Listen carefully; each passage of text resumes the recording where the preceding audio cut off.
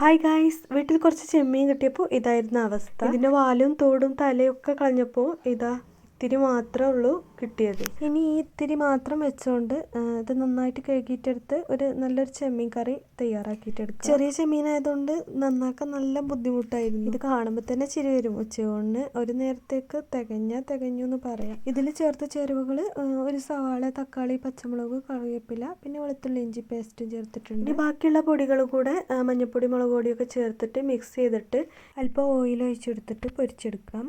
ഇനി ആ പാനിലേക്ക് തന്നെ ചെമ്മീൻ മാറ്റി വെച്ചിട്ട് അല്പം എണ്ണ ഒഴിച്ചെടുത്തിട്ട് സവാളയും തക്കാളിയും ബാക്കിയുള്ള പൊടികളും ഇട്ടിട്ട് ഒന്ന് ഇളക്കി കൊടുക്കുക. ഒരല്പം പുളി വേണമെന്നുണ്ടെങ്കിൽ ഇതേപോലെ പുളി വെള്ളത്തിൽ കുതിർക്കാൻ വെക്കുക. അപ്പോൾ ഇതെല്ലാതും കൂടെ മിക്സ് ആയപ്പോൾ നല്ല ടേസ്റ്റി ആയിട്ടുള്ള ചെമ്മീൻ കറി. നിങ്ങൾ ഇതേപോലെയാണ് ചെമ്മീൻ കറി ഉണ്ടാക്കുകയാണെങ്കിൽ കമൻറ്റ് ചെയ്യുക. ഇതിൻ്റെ കൂടെ ഉച്ചയൂണിന് വെറും മോരും അച്ചതും പപ്പടവും അച്ചാറുണ്ടെങ്കിൽ ഒരു രക്ഷയുണ്ടാവില്ല.